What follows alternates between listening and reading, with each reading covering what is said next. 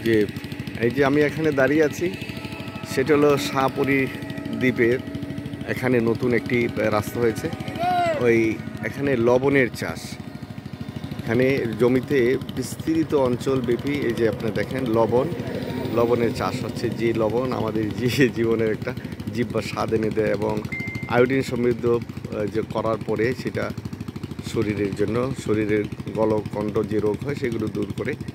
ওই যে দূরে দেখা যাচ্ছে ওইটা আপনার মানে সীমান্ত রেখা কিংবা পাহাড়, সেটি হলো মিয়ানমার। আর এখানে বিস্তৃত অঞ্চল জুড়ে এই যে দেখেন আপনার এই চাষ, এই যে চাষ হচ্ছে রাস্তার দুপাশেই এই অবস্থা। এই যে এখানেও আপনি দেখবেন এই যে রাস্তার ওই পাশে দেখা যাচ্ছে যে আপনার এরকম চাষ হচ্ছে।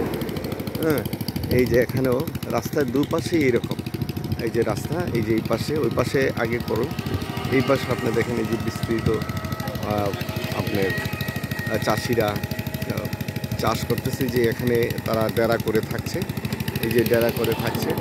আর এই যে এটা দিয়ে মানে পানি, সমুদ্রের পানিটা তুলছে জমিতে বিভিন্ন, ওই যে ওই পর্যন্ত। এরপরও আছে বিশাল অংশ জুড়ে শুধু আপনার এই লবণের চাষ, লবণ হচ্ছে।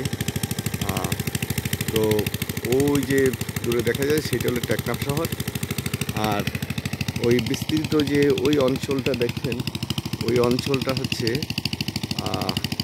ওই দিকেও আপনার এই লবণের চাষ হচ্ছে।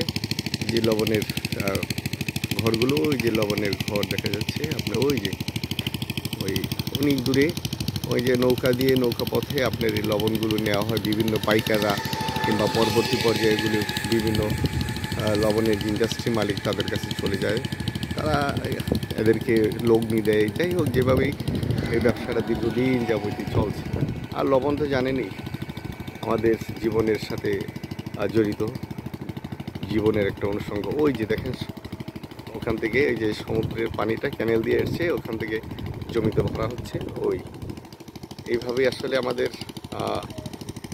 যদি মানে আমাদের এই যে প্রান্তিক মানুষজন এই বিভিন্ন পেশায় নিয়োজিত থেকে জীবন জীবিকা পালন করছে, এভাবেই চলছে মানুষের জীবন। আর এই নতুন রাস্তাটি হয়েছে বেশ বেশ সুন্দর। ওই যে ওখানে আপনার একটা ব্রিজের মতো আছে, এখান থেকে ট্রাক গাড়ি বিভিন্ন কিছু চলে। আমি এই টমটমটা দিয়ে এসেছি, এই যে টমটমের ছেলেটা খুব ভালো, খুবই ভালো ছেলে, এই যে নিয়ে এসেছি। এইভাবেই আমাদের এই সময়গুলো যাচ্ছে। তো সবাই ভালো থাকবেন। যারা লবণের চাষটা দেখেননি নিশ্চয়ই তাদের ভালো লাগবে যে এইভাবে লবণ চাষ হচ্ছে। ধন্যবাদ বন্ধুরা।